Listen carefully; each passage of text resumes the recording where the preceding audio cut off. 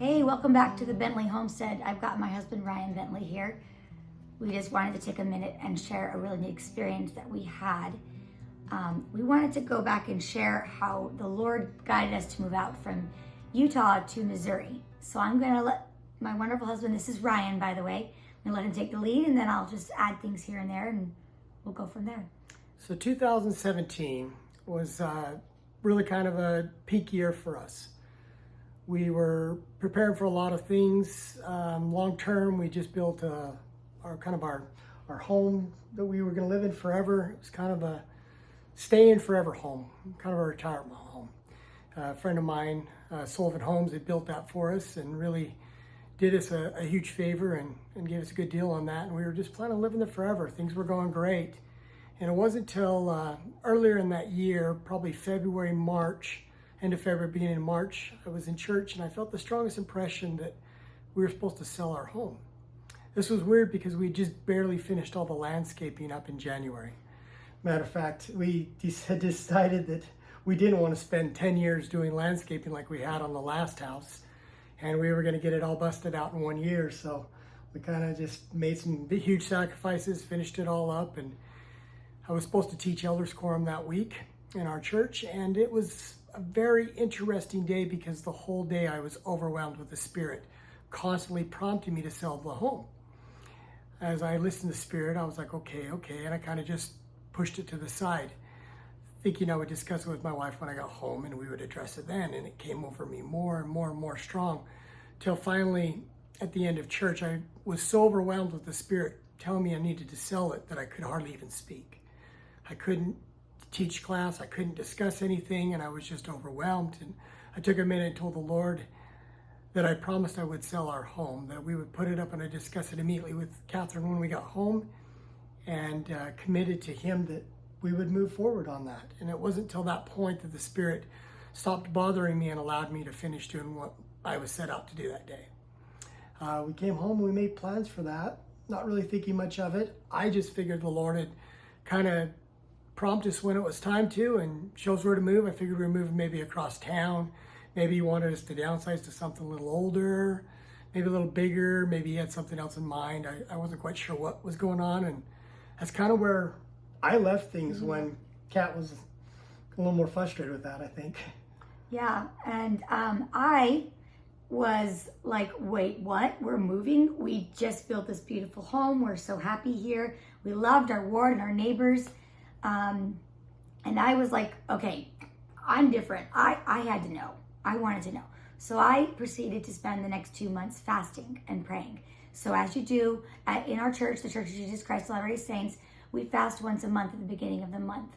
And so I took the opportunity for the next 2 months to fast. And the first month that I fasted, I prayed to ask the Lord, where are we moving? Are you keeping us in state or out of state? And I got an answer. And the answer was, you're moving out of state. And I was pretty surprised. And then I continued forward. And the next month I fasted again. Where are we moving out of state? And I had started my fast that night before, Saturday night. And that next morning we went to church. And we came home and I was still fasting. And I decided to go outside into my backyard. And my husband had just built me this beautiful pergola in the back corner of our home. And I'd always wanted one. And he had put in these beautiful grapes at each of the posts, 3 of the 4 posts, because the back post was in the corner of the yard, and so it's back into cement. So I wanted these beautiful grapes to go up and to dangle down in the pergola, at the top of the pergola. I thought it'd be very beautiful, and he had done all that for me. So I was sitting in my little chair in my pergola, and I was just pondering, and I was feeling the Spirit really strong that day too. And I just kind of sat there and I was like, okay, I'm listening, Lord, I'm here. And I prayed to the Lord. I said, where are we moving? Are we moving here? Or where are we moving out of state? And I just said those words. And then all of a sudden I heard come into my mind, literally Independence, Jackson County, Missouri. And I was just like, what?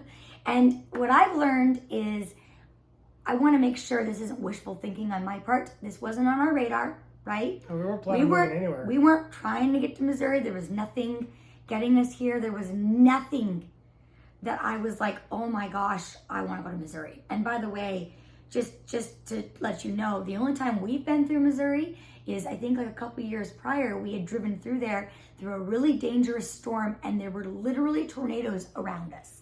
And so I remember going through Kansas City and Jackson County, Missouri, going, we will never live here. I don't know how people live here. I could not. It was like a nightmare to me. So this was the last place on earth I wanted to go.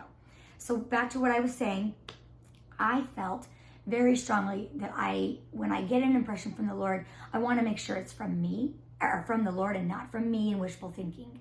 And so I said another prayer, and I said, I just want to ask for confirmation, Lord. Was this from you? This isn't my wishful thinking. I'm not trying to make his will mine, or my will his. And so I said to the Lord, is this from you? Please give me confirmation. And just for context, we had just moved into Dixie Springs, and that's a little community in Hurricane, Utah, right on the north side of the dam on Sand Hollow Reservoir. So that area is all desert. There's not a lot of wildlife. There's the trees that we all have brought into this red sand area. So like it's a brand new developing community. It's not this been there 20 years, lots of lush red or green trees. It's just desert. And so I'm sitting there underneath that pergola, and I just asked for confirmation from the Lord, and this hummingbird came and it flew around me 3 times. It circled me 3 times, and it stopped right in front of me. And it literally just stood there. And that's not normal to me for hummingbirds to just stay still. They're always bouncing around. And I felt as it stood there or flew there in front of me, like literally like this far in front of you, right in front of my face, and just kind of was there floating. And I felt peace just overwhelm me from head to toe, and I started to get chills and this overwhelming peace from the Spirit. And it was very strong. And I was like, oh, I can't deny that. That is my confirmation. It was a very clear, very strong confirmation. And so my next words in my mind to the Lord were, okay, thanks, Lord, for the answer. Thank you. I was so excited. But I knew that my husband, born and raised in St. George, I knew this was where we wanted to be. This is what he loved. This is all we've known raising our family is here in southern Utah. And I said, now how am I going to tell my husband this? And I was very hesitant. I was like, I know I'm going to have to go tell him my answer, but I'm not sure he's going to like the answer. So then I went in and told you, and then... That was not a good day. Context around me a little bit. I'm a big outdoorsman.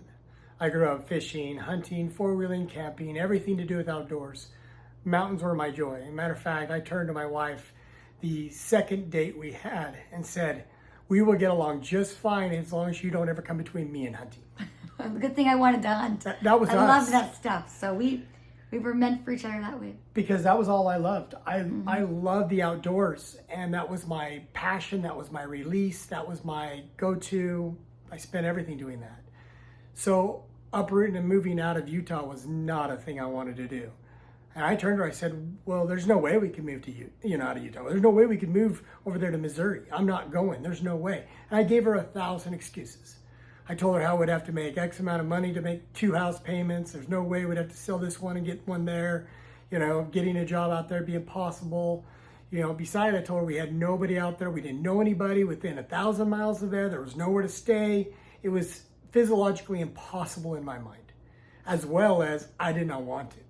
I didn't feel like I should. I didn't feel like I needed to. I didn't have a confirmation. The Lord had told me we were moving to Missouri. I felt like, being the head of the household, I should get that answer. And I was dead wrong on that.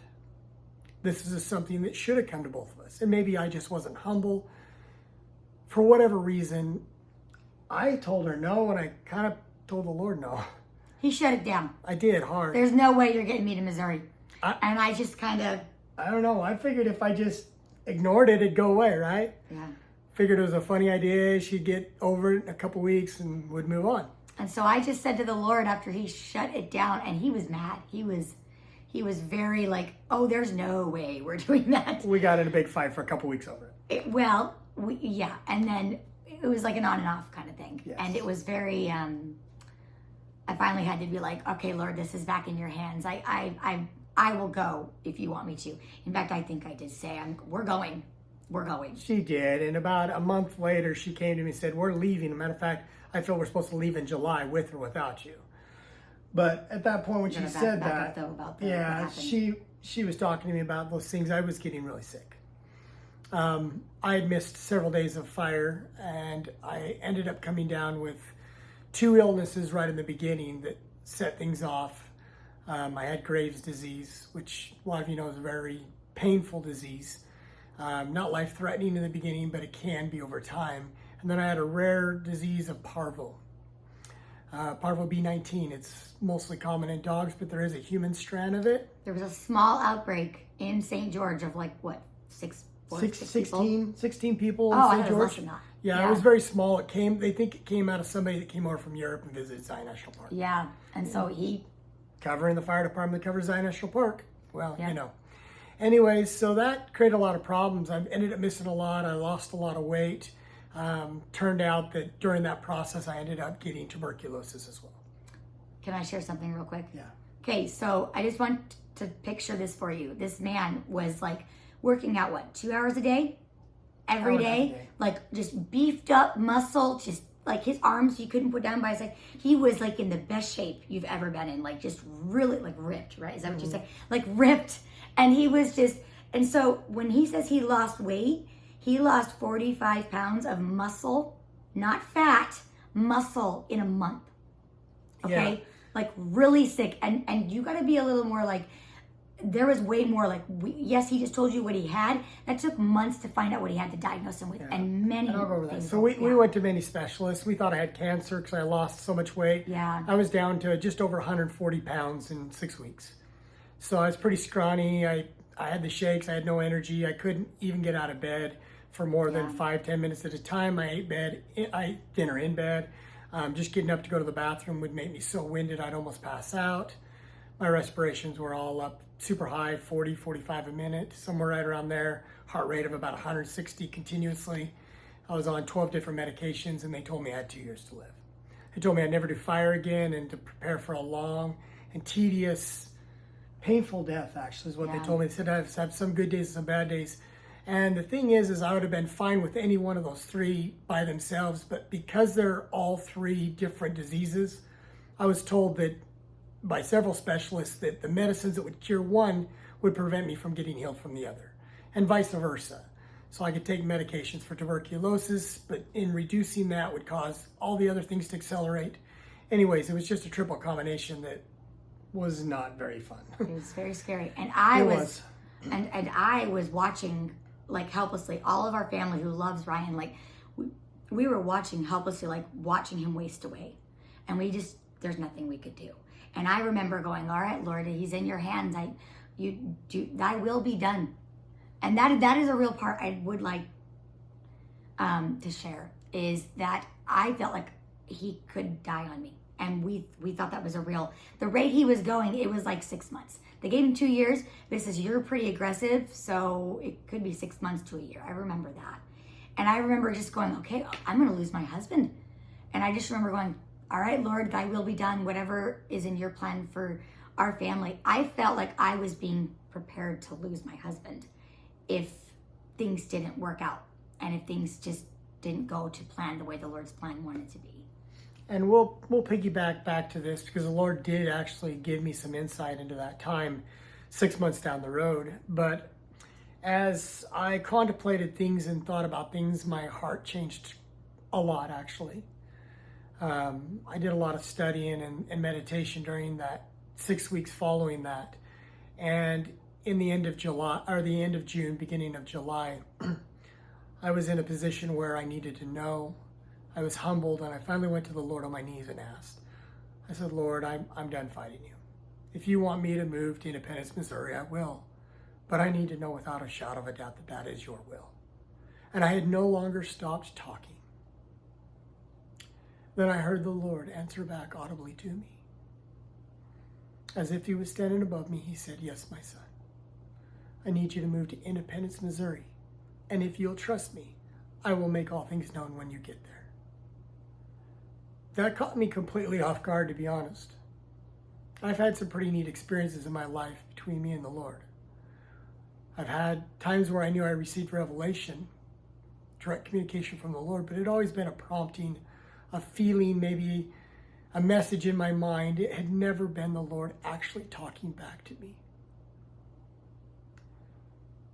I actually stood up, turned around expecting to see the Lord there. I didn't see him, but I did feel him there.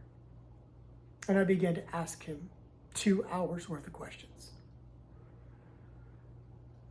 To be fair, he did not answer anything else that day. But he did answer everything over the next 6 months to a year. But what I did know at that moment was I was supposed to move to Independence, Missouri.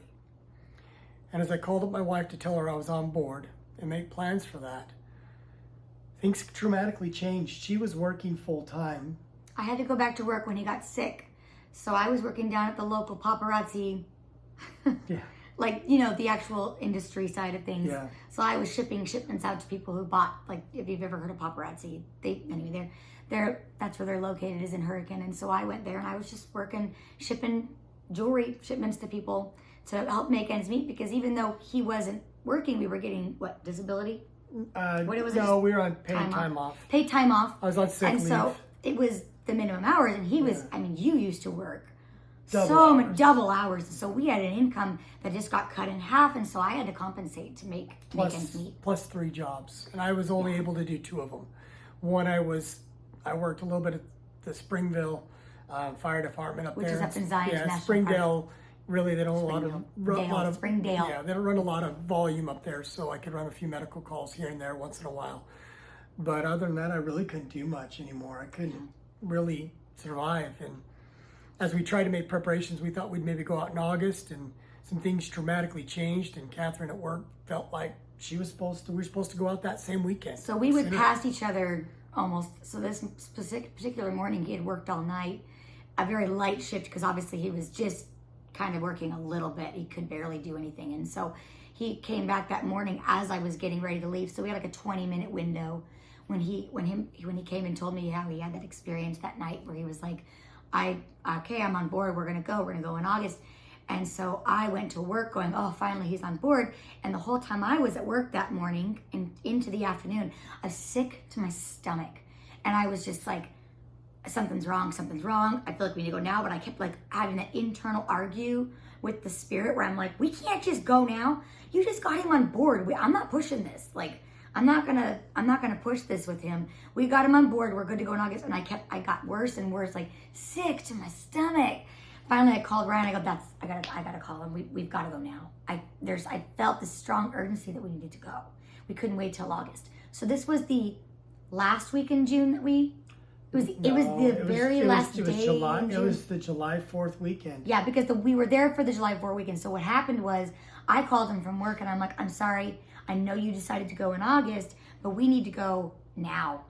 And the thing was, he had just been given, he was supposed to go back to work. They were putting me on disability, or on, I guess it would be... Light duty. Light duty is what you call it, yeah. And so I had to go back to work. In the fire department, it's mandatory that everybody works 4th of July weekend. In and around that, because that's our busy season and there's no time off allowed or anything. So I was going back on, light duty, going to work in the offices and help out. I could at least drive a truck or whatever. So anyways, that was the plans, and I didn't have much PTO left. Matter of fact, I told my wife there was no way we were going to be able to do this. And we fasted and prayed and figured if it was meant to be that the Lord would provide a way. When I went and talked to my battalion chief the next day, a miracle happened, and he actually granted me the leave to be able to use the last of my PTO, my paid time off, and be able to go out. And so we went out literally that next day.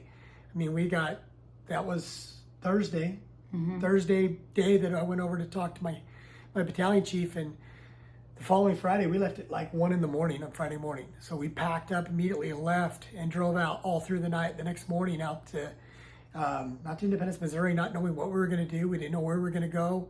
We'd signed up for a couple hotels out there where we could stay in between and basically try to make a trip and figure out why the Lord wanted us out there to Independence, Missouri. We really hadn't thought about the details and ramifications much of this trip, as well as what we were going to do out there. We just really hadn't. We did have a pretty cool impression, though. Oh, yeah. I had an impression that Catherine was supposed to bear her testimony out there, and the Lord would give us answers. And why don't you tell them what the impression was you got? So I had felt, which this has honestly never happened before with a testimony meeting or testimony, bearing my testimony. I've never felt impressed prior to that morning of, or that time of the testimony meeting, that I'm going to give a testimony. And I knew all through June that I was going to bear my testimony this next testimony, which would have been whatever the first It was July 2nd. Sunday of July 2nd. Because the 4th was a Tuesday. By the way, this is 2017. Yes. Okay, so I don't know if we said that. This all happened to us in 2017. So just to back up a little bit, so this was July 4th was actually on a Tuesday, if I remember correctly. So we were heading out the end of June, 1st of July. It was a busy weekend. Hotels were crazy anyways. It was almost impossible to be able to get Book a hotel. Hotel stay, but we did through Miracles, but it was not ideal, to be honest with you. There wasn't much available. Things just weren't going right. I said she felt impressed to bear her testimony, which is to get up in front of the congregation and share a brief testimony of Jesus Christ and our knowledge of the gospel. And that's basically all we do in our church. It's not really anything super different or amazing in all aspects of it, but I did feel that in the moment that she did that, the people that were being prepared to help us out here in Missouri were going to make themselves known to us. So I told him that on the drive out there. So we have now left. We're on our way to Independence, Missouri, and we're just trying to figure out where what ward we're going to go to, where we're going to, like, what church time we're going to go to, and things like that. So we're figuring this out in the car, and then I told him this is how it happened. I go, oh, I felt I was supposed to bear testimony this next testimony. I didn't know it was going to be in Independence, Missouri, and then we actually felt impressed to go to this certain ward. Yeah. Blue Mills Ward in Independence. We love that ward. But it wasn't even necessarily that as much as we felt like we were supposed to go there at a certain time, but everything went wrong. I mean, you would think that doing the work of the Lord would be like easy, things would go smoothly. Oh no, it went a mess. It totally went awry. We got there like 2 a.m. The hotel that we had booked, we booked a non-smoking. They gave us a smoking room. They didn't have anything else because it was Labor Day, or it was 4th of July weekend. Yeah. We couldn't make anything work. I mean, we got in that room, and I'm really allergic, and my throat was swelling up. Like, the room stunk so bad that, like, I made us leave our luggage in the car because I didn't want to show up to church the next day, like, smelling like smoke, because I'm so allergic to it. And just members of our church don't smoke. They'd think we were smokers if I smelled like smoke. So there was this whole thing. We wanted another room. We was arguing on the phone. Yeah, I ended up calling Expedia, trying to change our arrangements. They wouldn't do anything. Because I was sick. There was nothing available. I mean, the cheapest room was like $200 a night or something at some other place, and they didn't have any availability to the following day. It was just not fun. Our oldest son, Jonathan, was crying. Our youngest was crying. I mean, they were just in there. They couldn't breathe. They were coughing all night. There were like cigarette burns in the sheets that I was sleeping in. I'm not kidding. It was the most ghetto room I've ever slept in. It was so ghetto. We were in a pretty bad area. First world problems here. We were in West Side Independence, if you know where I'm talking about. It was not a good place to be either. We didn't know the area. Yeah, we didn't. So I mean, we finally got another room booked for another hotel through Expedia. About that time, that we were little on the phone, like 4.5 hours. By then, it was almost 6:30 in the morning. We just got up, showered real quick, went and got some breakfast at the Continental Breakfast, which was free there, and then But the room was for a different hotel at a different place, so we didn't want to stay there. We wanted to get up and leave. Yeah, we drove around and drove over there, but it was like 8 o'clock by the time we'd got everything done and got over there, and they didn't have any rooms available till after 1. Yeah, after they cleaned it So up. we really didn't have much to do. We figured we'd go to the visitor center, maybe wait, because it said church online started at 1. Because we decided to go to it's called the Independence Stake Center. That's our church building downtown Independence. And right next to it's the visitor center. So we're like, we'll just go hang out there at the visitor center while we wait for church to start. And we looked up a ward online, and that was the other part that didn't work out. We went online. The ward said it started, I think, at like 11 or 12. It said it started 1. Yeah, and so we were gonna just go over to the visitor center for a couple hours before church started. And on our way, like, here's the visitor center, here's the stake center, here's the visitor center. We just were like, let's just park here, and then, because we're gonna end up here, and then we'll go over here. Well, I had to use the restroom. So I made my family of 4, because there were only 4 of us at the time, go into the stake center so I could use the restroom before we went on to the visitor center. Went, used the restroom, came back out, and some wonderful couple members were like, oh, welcome. Are you here visiting? Welcome. Are you coming to our ward? Like, they were trying to get me to come to their ward. I'm like, no, we're here for another ward. Oh, okay, well, great. And then I ran into another gentleman, Samoan gentleman.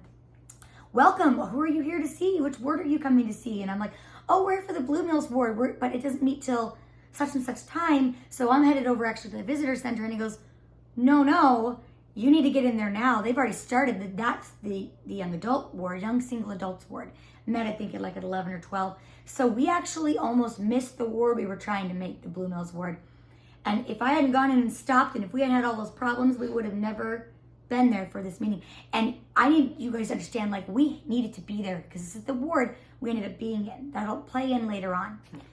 So let me back up for just a minute. So you guys know this, we really hadn't shared this story with very many people other than friends and close relatives that we felt actually impressed to do. It was kind of a shock to me when my wife told me that she felt impressed that we were supposed to share our story of why we moved out here to Independence, Missouri, or now we're in Blue Mills now, or Blue Springs now, but why we moved to Missouri.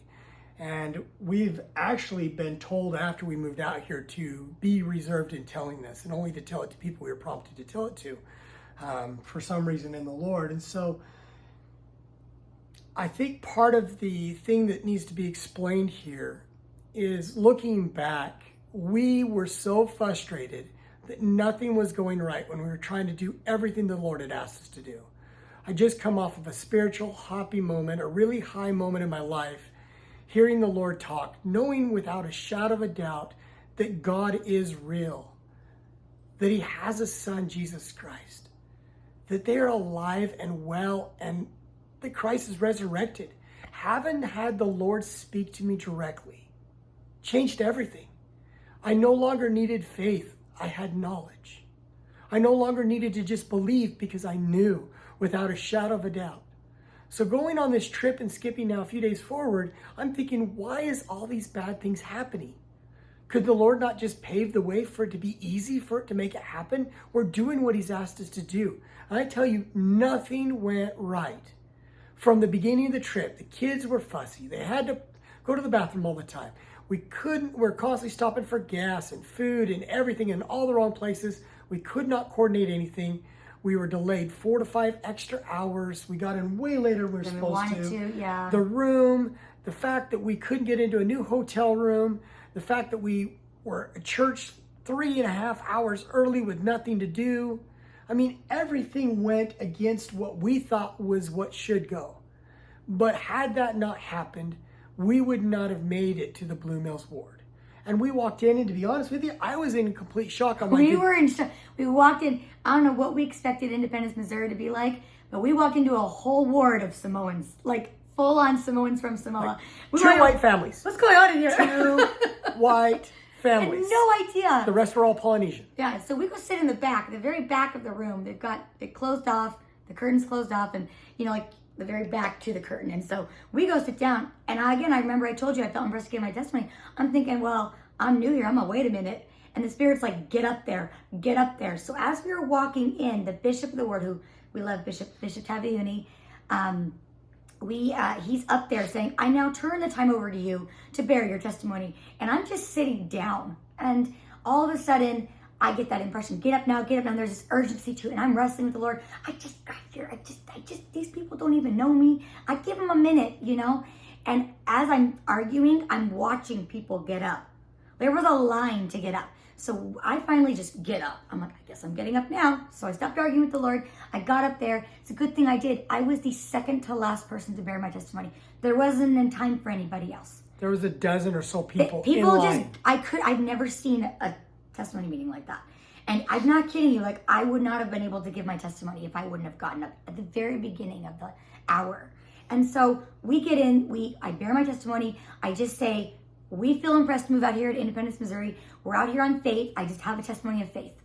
We're eventually going to be coming out here. We're out here to see things that we're doing. Actually, what else did I say? You didn't even tell me you're moving out to Independence. And maybe Missouri. I didn't. Maybe so we felt impressed. Yeah, you just said you just bore a simple testimony about Jesus Christ. You didn't say anything else. You said we're visiting. Yeah, maybe I did. You didn't say anything about Independence, Missouri at all, because after she sat down and church ended up, an older Hawaiian couple, the Wagners, came up to us, and they kind of welcomed us. I got it. Hold on. So asked if we were visiting. we're just sitting there, and some people have come from the audience. Thank you for your testimony. Oh, welcome. You should come to the Blue Mills Ward. Like, there was a very strong, like, fellowshipping. Everyone was just being so kind to us. And then all of a sudden, this man, this very tall, older man with white hair, comes up to me with this cute little short white Wendy, and he has a cane, and he kind of slams the cane down on, there's like one bench in front of me, and he kind of slams the cane down in front of me, and to get my attention, and we're like, oh, hello, you know? And he's like, we're the Wagners, and we really enjoyed your testimony, but the Spirit told us we need to help you, that you need something. What do you need? Do you need money? Do you need food? Do you need a place to stay while you're here? And we're like, no, we don't. We don't need anything. And he's like, are you sure you don't need anything? He's like, and then he turns to us, he says, that's it. That's it. We feel like you're supposed to move out here and you need a place to stay while you figure things out. You can come live with us. And he did. He said, you could come live with us for a day, a month, or a year, whatever you need. However long. Rent free, just come out and help out with food. And we looked at each other and we were like, what? We didn't even think we needed that. We were still planning on selling the house. Yeah, I mean, we hadn't sold our house. We hadn't sold anything. We had kind of discussed what we were going to do, how we were going to afford to buy a place, because we didn't have the funds to do that. We weren't quite sure what we were doing. And the Spirit came over me really strongly and said, yes, they're here to help you. These are who I told you was going to help you. You need to go live with them. And that was different. I mean, we had plans. We figured, well, okay, we'll stop by. We had planned to go maybe see her grandma and her mom and make a trip out of it, because we just didn't know if we could spend 4 or 5 days in Independence. And the whole rest of the church meetings, I felt multiple times impressed to cancel the hotel stay. And which she had told me it was non-refundable when I booked it that morning, so we at like really 3 a.m., 4 a.m. Wanted to lose that money. And it was like almost $200, $240 or something with taxes. It was a lot of money. And we really didn't have a lot of money being out there. We really had gone through all of our savings when I was sick. We had blown through everything trying to survive. We were living off the last $1,500 on our credit card, I believe, is where we were at. We were really in dire needs. Yeah. We had a credit card and we had like $1,500 left, and that's the money we had allotted, basically just saying, okay, fine, we'll do what the Lord asks, and I guess if we're homeless, we'll figure it out. But we didn't think it would come to that, but we didn't know either. We had kind of just trusted the Lord and were willing to do. I mean, how do you tell the Lord no when he comes and tells you yes? I mean, you think about that for a minute. If you asked in prayer and he came down and answered it in person, you're going to tell him no? No, you don't. It don't matter what your problems are. You're going to figure it out and you're going to do it. The thing is, though, too, like, you think about what we were told. We were given a little bit of information. Yeah. Go to Missouri, and also things will be made known to you, and I will the people are there that I prepared for you that will help you. He didn't say for what. I mean, instantly I'm thinking job. Like, this person's going to give my husband a job. And that's the thing about the Spirit and the Lord. You got to follow it, but also he doesn't always give us all the pieces, right? So this was one of the pieces. It was line upon line. It was line upon line, but it was very, like, we didn't know what that looked like. What do you mean there's people there that you've prepared for us? We didn't even know, like, when they said that we had a place to stay, that was wonderful, and I still can't believe perfect strangers offered and opened their home to perfect strangers. But, like, it didn't go the way I thought it would either. No, and we weren't thinking at that time either we're going to move in with them. We're thinking, okay, that's a good backup plan. We'll go stay with them for a couple days and see if we even mesh, right? So I canceled the hotel stay. Believe it or not, they actually gave me my money back. I cannot believe that. Thank you, Expedia. I love you guys for that. Yeah. That made all the difference in the world, because we had a little bit extra gas money to be able to do what we needed to do. And then we proceeded to follow the Spirit the rest of the time out there. And it really was an event of one prompting and after another, but every prompting seemed so radically strange in a way, because it was not what we anticipated. Mm-hmm. We went over to the Wagners after church. We felt like we'd known them forever. They felt like family. And at that moment we were there, we really did feel like we were supposed to move out there with them. We figured it might be only a week or two till we found a place to live, but really we felt like we were supposed to be there, and it was crazy. Well, and they had just moved, I think, 4 years prior. I'm sorry, I might get that wrong. They had just moved here from Hawaii. So God had called them out too. And that's individual personal revelation. That's not for everybody. I just want to say that. But think about that. They had already gone through this experience of leaving their homes behind, bringing everything out here and starting anew with no family, no connections, nothing out here. So who better for us to connect to and to help us through this transitional period? Yeah, but it was more than that, though. We really did feel like we knew them. Oh, they were kindred spirits. They felt like mom and dad. Yeah. I'm not kidding you. Like instant connection. Yeah. Mark was a retired firefighter. People. Wendy had a lot of genealogy skills. I'm the genealogist. He's the firefighter. See the connection there was a lot of stuff that was very symbolic. Uncanny. Very, very similar to our situation. Yeah. And so we did. We stayed with them for a couple of days, had an amazing experience. We're going to skip over some of the stuff because we do feel we had some sacred experiences. We'll leave it at that. It's too sacred God to share. gave us more direction. But he did. We went up to a place called Adamanda Amen. Oh my goodness. In that moment, we went up there. We had a lot of revelation that gave us direction. We felt promised and very strongly that we'd receive a job once we got out here. And that even thought that we'd get a job before we came out. Matter of fact, we had several promptings of what I would do. The Spirit revealed to me a lot about what a job I would do later on out here. Some things about the reasons why we were coming out. He revealed a lot of insight. One of the things I asked was I wanted to know why us. Why did I have to move from St. George, Utah, Hurricane, Utah to Independence, Missouri? Why now or back then, right? Why 2017? Why my family?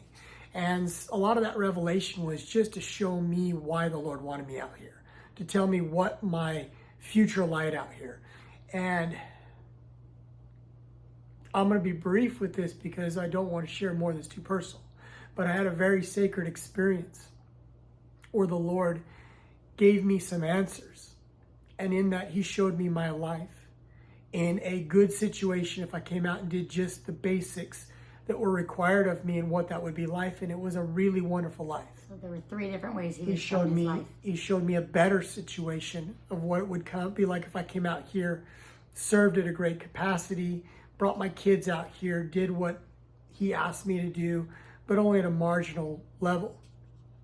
And then I had a really long experience where he showed me my life in its entirety for several decades of it, of what it would be like if I came out and lived the best life. Meaning I gave over all my time and talents and consecrated more of my time to the Lord as well as my resources, my talents, and all that I am to the serving of the church and serving of God. And that really changed everything, because in that moment I turned to my wife and explained what had happened. And Kat, if you kind of want to give an insight on what you felt. This was what was interesting about this trip. We were just here's the thing. The Lord gives you what he needs you to, right? He needs you to do something. Go to Missouri. Line upon line. Line upon line. And so when you act on the faith, when you go in faith and you do what you're told to. So we came out here on faith. We didn't know anybody or anything, right? And as you can see, things are starting to happen and be placed before us. But the thing that happened with the revelations, though, was... It was very frustrating, though. You got to go back. It's very frustrating because those 2 days, we didn't feel like... It wasn't like a continuous events with the Lord. It was like very frustrated, lots of time praying, lots of time pondering, seeking the Lord, even to get the little tidbits that we were given. Yeah. And I'm just thinking, so he had this experience in the car. And just to give you an idea of what was going on, he would have a wonderful experience, and then I would get confirmation of it. The Spirit would just burn in my soul, and it would just pierce me, and I would get confirmation as well. Yes, and then we would agree together. Yes, we agree that we want the best life for us, not the good, not the better, the best life. We both are in line with one another. We will do whatever we need to have that life that we want together. We want to get back to God. We want to be in his kingdom with him. In the highest kingdom, in the celestial kingdom. I want the best life for my family, and I will make those sacrifices and do whatever I need to, give up those things that I want to give up that keep me not doing the things that the Lord needs me to do. That's all I was going to say.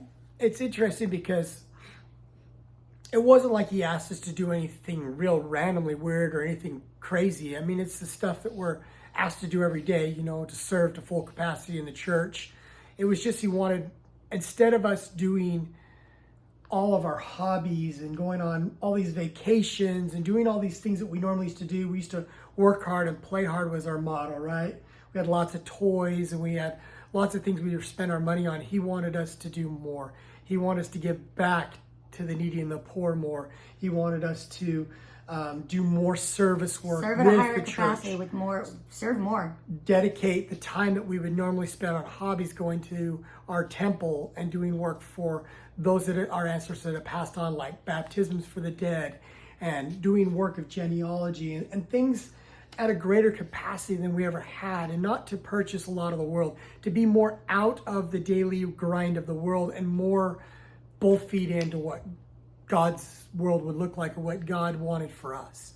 And that was the big difference and the big change for us, is he really wanted us to kind of stem off of what we'd normally done in our past and transition to a higher way of living is what it basically came down to. And it was in that moment that we really kind of got some clarity. Matter of fact, we went and had some interesting experiences. We went and visited her grandma and her mom, and then came back within, we did a whole round the continent trip in 2 days. 3 days. Yeah. Wisconsin, Florida, I'm not kidding you. Missouri, Utah. Boom, boom, boom, every corner. We were to go and to your buddy Morgan we saw. We were to go and to spend a little bit of time with a couple people in our lives that meant a lot to us. And in that time we had some very special experiences where we were told greater insight on why we were coming out here, what the Lord had in store for our family, and what was supposed to go on with us and what he wanted of us. And then we ended up back at the Wagners on Saturday the following week. So we left after the 4th of July. So we left Wednesday. We actually left Wednesday night before fireworks. Yeah, we didn't even do 4th of July. Tuesday night before fireworks. So we were left Tuesday night, drove through the night, got up to Wisconsin.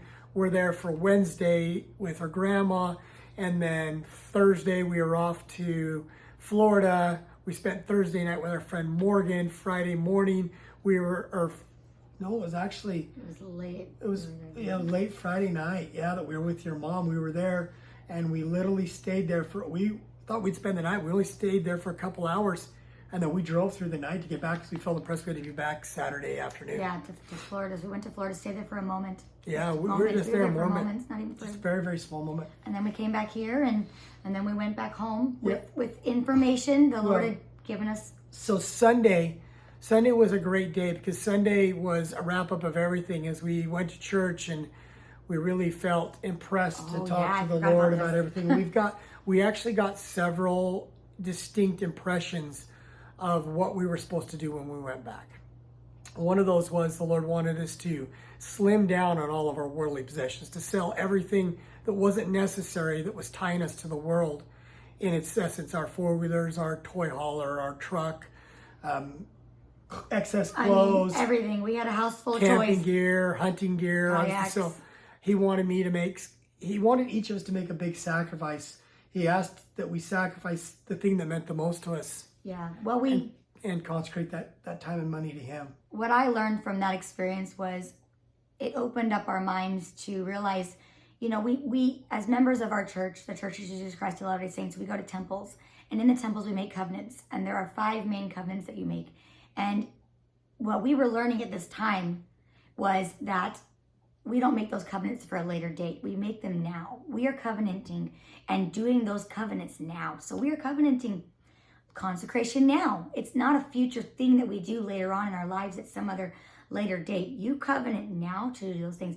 And we felt at this time the Lord was saying, now. He wanted more of us. So I need more of your time, and we have been asking what we could do more already. So you think of people that go on missions, they give up a lot of things. In fact, anyway, we'll go on. That actually plays a part later on after we get out here. So yeah, it was very different. For me, I was asked to give up my guns and hunting. That's what the Lord wanted. He wanted that time, and he wanted that love that I had for the outdoors. For my wife. I was told to give up my shopping addiction. Your shoe addiction. My shoe addiction. This man had just built me this beautiful closet. 200 pairs of shoes plus.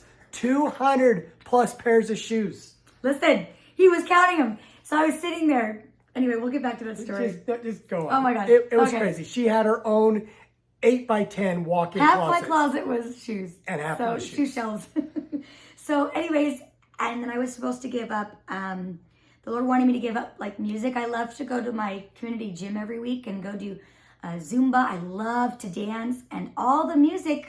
I was asked to give up the music. That's probably why I was asked to give up Zumba. Was because of the quality of music is subpar. And I think we can all agree to that, right? Listen to the music, listen to the words, to the popular music. It's horrible. So I was asked to give up just things that were of Babylon.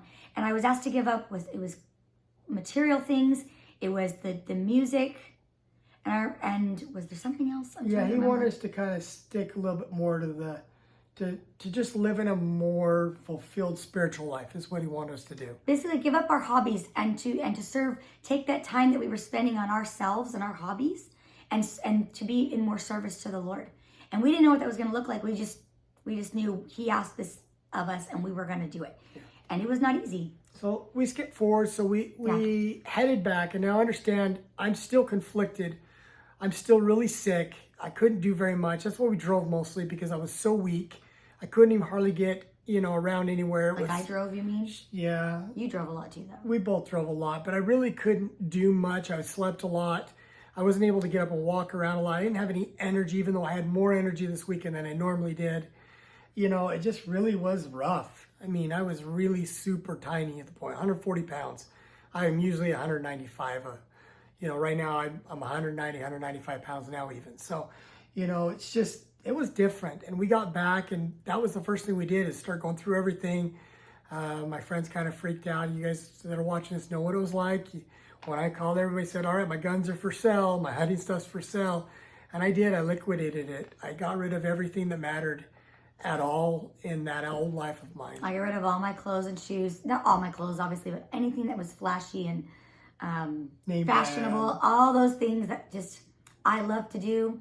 Yeah, I gave all that up, and I remember it was hard. And we took 50 cents on the dollar, or less. Oh, pennies on the dollar. There are some of our stuff we just some of our stuff we just almost gave away. But I mean, we were able to put a little bit of money away. We still had our house payment. Our house had not sold.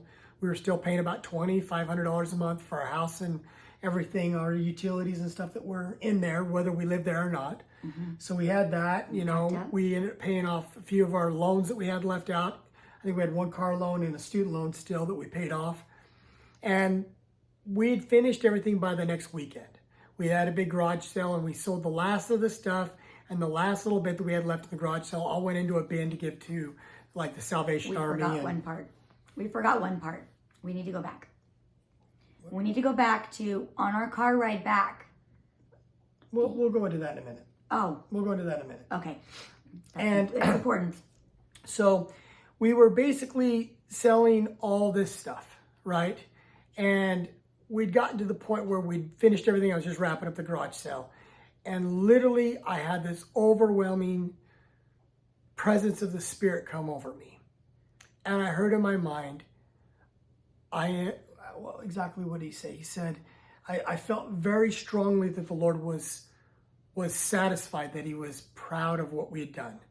And that he, I can't remember the exact words. It's because we need to go back. We need to go back. On the way back, we were told, I'm trying to remember, it was you, that he needed to give his 2 weeks notice. Oh yeah, that's right. So it's important. This is like, there's no job to come out for. Here, I'll tell you. So yeah. We were on our way to South Carolina we were going to stay with my buddy Morgan on our way to Florida. And we were driving in the car, and the Spirit came over me and says, you need to call and cancel and quit your job right now. I turned to the Lord. I have to ask the Lord for confirmation. I know some people out there can just, you feel a prompt, you just act on it. For me, I don't trust a lot of times that it's me or the Lord. I hadn't done in the past. And so learning through this, I had to pause for him. I'm like, all right, Lord, so you're saying you want me to cancel my job right now? And I got an overwhelming yes. And I'm like, okay, just to clarify, I'm going to call up my boss and tell him that I quit fire right now. That's what you want. And by the way, he loves, eats, breathes fire and paramedics. He thrived in his job. He loved being a fireman. This was his joy. This was his calling in life. Like, to give this up was nothing subpar. He didn't hate his job. He loved to go to work. I did, and I knew that by doing this, I'd be letting a lot of people down. I had a lot of friends there that wouldn't take this very well. They just wouldn't understand, including a battalion chief that I'd really come to admire and adore, that would take this personal, thinking that this was something that they had put all this time invested in me to train me and to recruit me and to mentor me for nothing. And so this was the hardest thing ever. I actually started to cry. This was his family. These people were his family. They were very dear to him. He was very loyal and very loved these people. And I did. And as I called the acting battalion chief at the time and began to tell him that some things had changed and that I needed to put in my 2 weeks notice, it was dead silence for like 5 minutes. And then finally he said, all right. He says, but I need it in writing. We need to move on, and we need to hire somebody to fill your spot. We've made all kinds of arrangements to have you do light duty, and now that's going to wayside, so I need you to write it, and I need it now. And so we pulled over on the side of the road at a gas station. I wrote a handwritten letter giving my 2 weeks notice as of that day. Took a picture and emailed that to my battalion chief. And that was the single hardest thing at that time. That was harder than driving to Missouri. That was harder than agreeing to the Lord to make changes in my life. That was cutting every tie I had to Southern Utah. That was no way to go back. And no promise of a job moving forward. There was nothing. There was no livelihood. If we took our lives were in the Lord's hands at this point. It was a huge. So understand where we're at, okay? Yeah. We've got less than $200 on the credit card, enough to get us back in gas. We have no savings.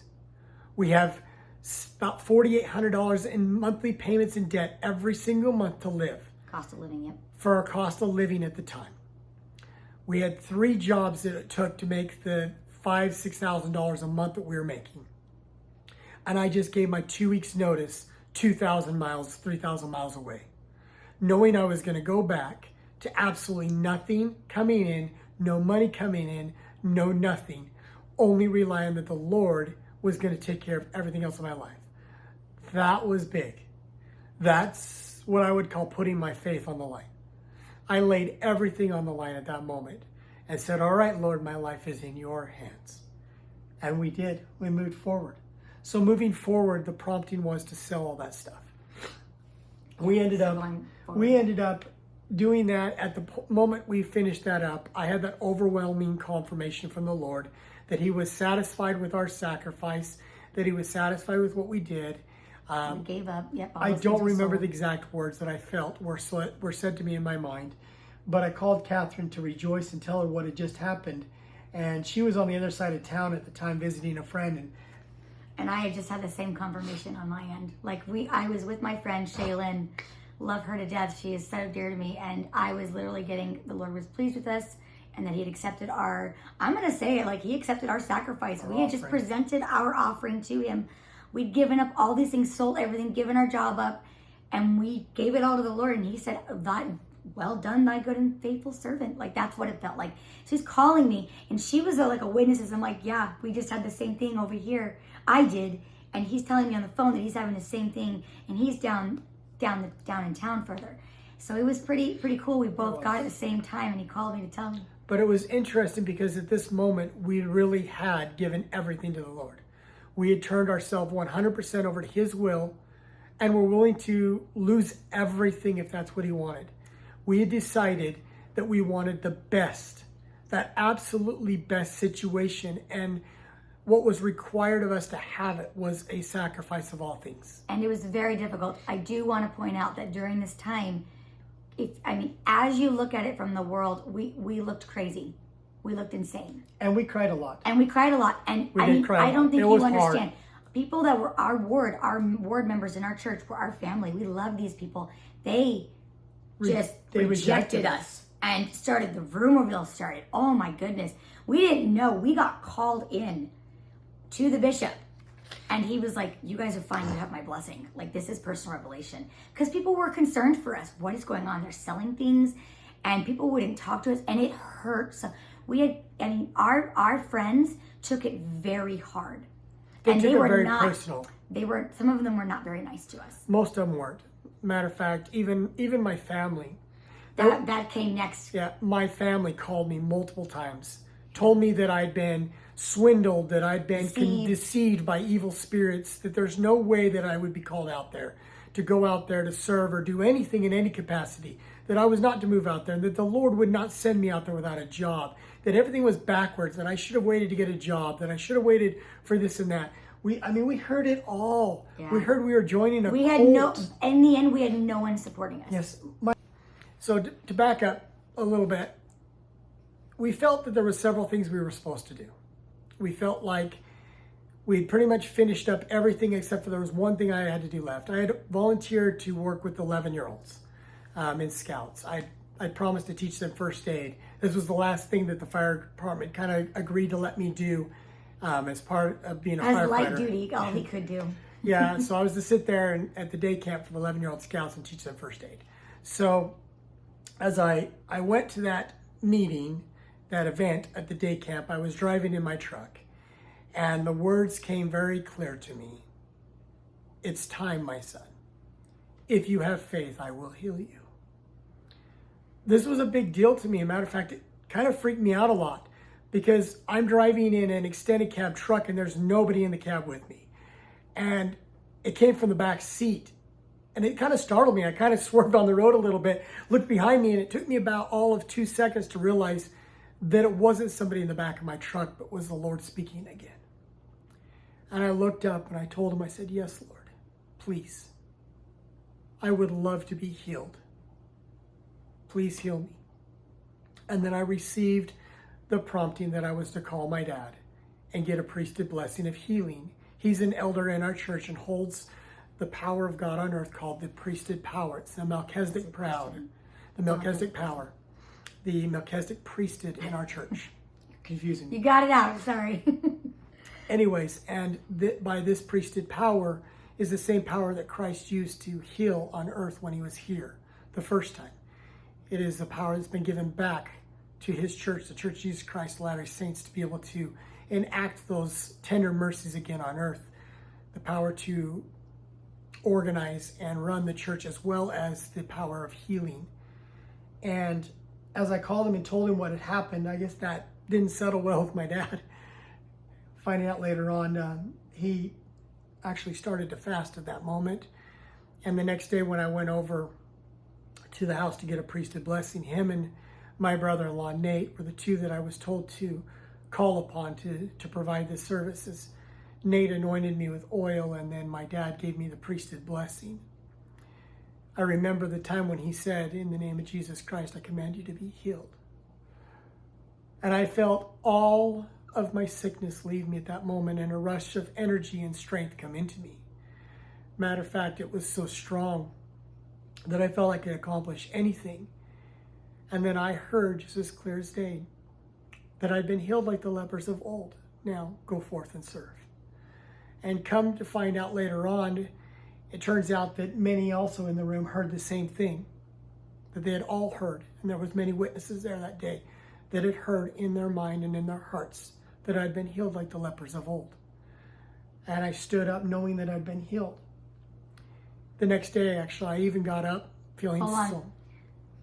For my part, because I was there for the blessing, you had been, he carried himself during this time of sickness like a 90-year-old man, just frail and weak and like shaking and like that weak boned, like almost hunched over. And his face was always like, he had like rosy cheeks always and a rosy forehead usually. Oh, I trembled. Usually when he was healthy, when he was sick, he was ashen and gaunt and his face was just like skin and bones, okay? So imagine this, you go into the blessing and you're physically looking and being a certain way. And when he got out of that blessing, he stood up straight and he had all the energy back into his body. His face was red again, like it's always, like I've always known my husband to be. And just, you could see the strength and you could feel the Spirit bearing witness to all of us that this, to me, this was a miracle. This was a full-on miracle of God. And I testify to you that I watched a miracle happen that day. This is not for our gratification. This is not for us to boast about ourselves. This is so you can know that there are miracles that are out there. And they do happen to us. When we are obedient and we have faith, the Lord will give us what we need.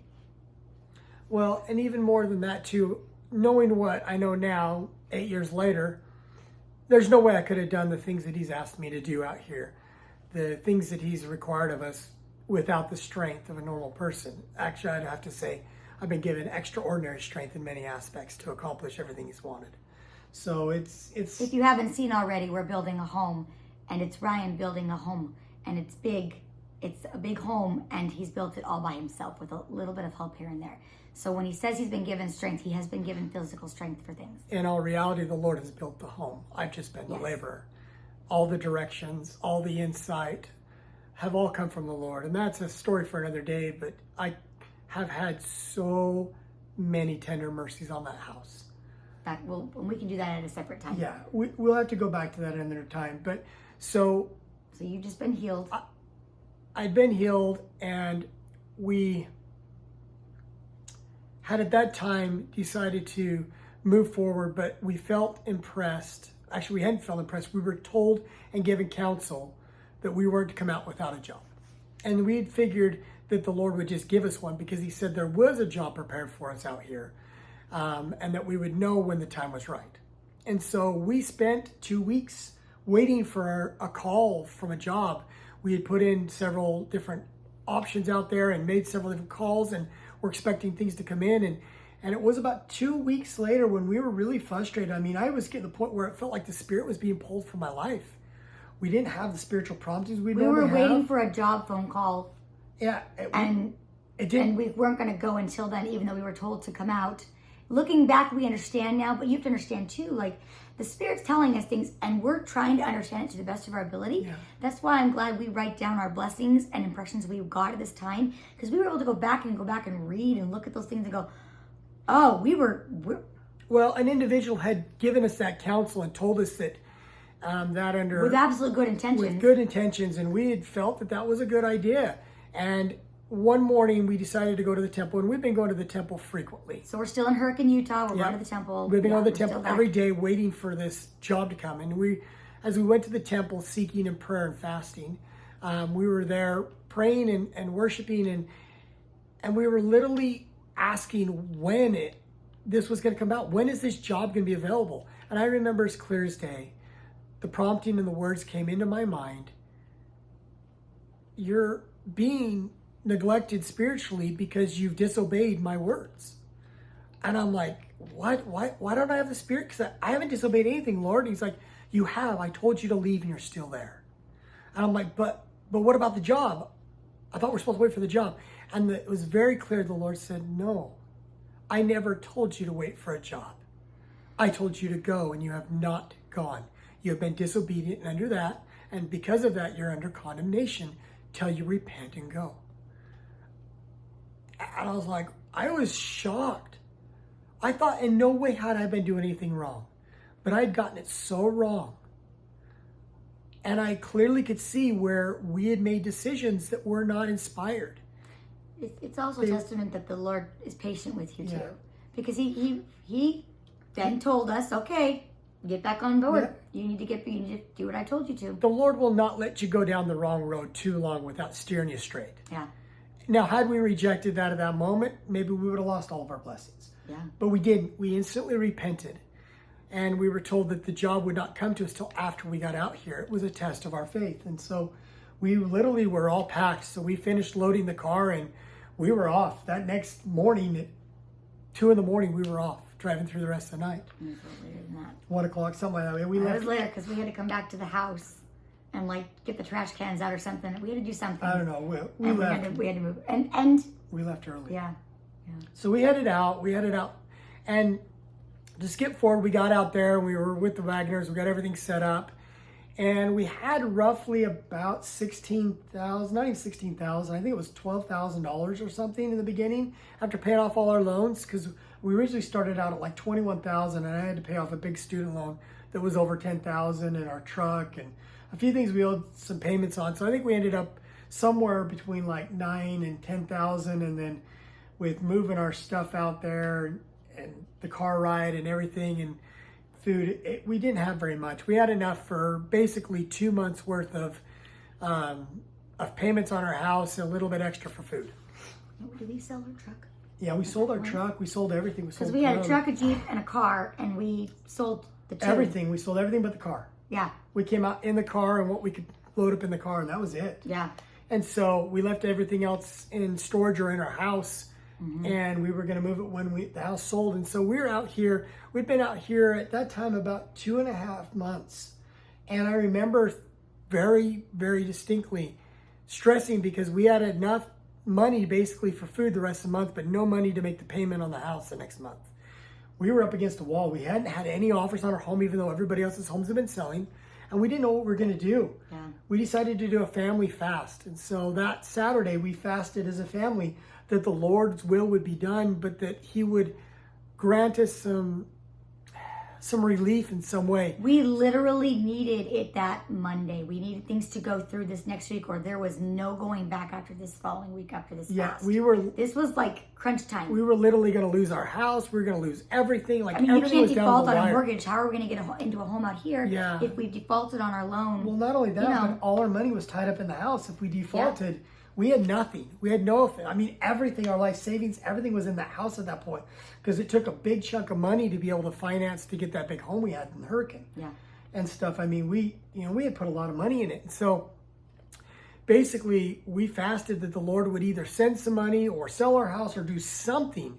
He had to do something so we could continue to go on. And that next Monday, we actually got a call from Nate. Shout out to you, Nate. That was brother-in-law, a real estate agent. He really did a solid for us at that time. He was, I don't know if he knows this, but he was the answer to our prayers that day. He was our miracle. And he told us he had an unconventional offer to offer us, where the people were going to give us a bunch of money up front to lease our home for a year with the option to buy it during that year at full price. And we prayed about that day and felt that was the answer to the Lord. And it went off the market, and we agreed to that contract. And literally 2 weeks later, they signed that agreement, and we were given a big chunk of cash. And it was very, very difficult living with somebody. The Wagners were amazing, and we will never, ever be able to say thank you enough for everything they did. They were so amazing. I mean, they gave up their master bedroom for us four to stay in it. Like, who does that? Yeah. They were so they were an example to us, for sure. They moved into a small guest bedroom and moved us into their master. So we had a master bath and bedroom to get ready in. And it was amazing, but it was tough. There was a lot of trials there. Kat was allergic to dogs, and that was hard. That was hard, but then I got a blessing that said I'd be okay. And I'm not allergic to dogs like I used to be. Like, I still think I'm allergic, and I say it, but I don't have, like, if a dog licks me, I break out, my skin starts getting a rash. Like, the hair, I'm pretty allergic. And so we had miracles and trials and miracles and trials and everything. And then we were actually sitting there one day, and this was an opportunity we felt like we should just take advantage of to spend time together and serve. And so we went to the temple actually every day of the week for that 2.5 months. Mm-hmm. And we came home one day on a Thursday actually, and felt impressed that the house that we were supposed to get into was available, and that we were looking at homes. And so we got on there and looked at rentals, and we were like, what? We were, because we were just staying with the Wagners. Our house had not sold yet. It had just leased. We didn't have all the money out of it. We only had the down payment, and which was a chunk of money, but it wasn't enough to really live off of and do anything. We still didn't have a job yet. We're like, how are we going to get a rental? Mm-hmm. And so we went and looked at rentals, and we actually felt really impressed on one place. Yeah. We felt like that was the place we were supposed to be. It was a real spiritual experience. And for time, we're going to kind of skip through that. So started our journey out here in Missouri and trying to find properties. Rentals or homes to buy out here. Like, I think in Utah, we at least had a week or two to, like, sit on a property and think about it and, weigh the odds against other ones. Not here. You had to jump on it, within a couple hours of us looking also, at it. It was a very old home in an older neighborhood that was way run down, that was way, way, way, way below what we'd been used to living in. I mean, it was not as nice as the Wagner's home. It was kind of a dilapidated, older, 1930s home that had kind of had new carpet, and that was about it. It's seen better days, but it's okay. The yard wasn't even done. It was mostly dirt and weeds. I mean, it was pretty bad, and the rents were high.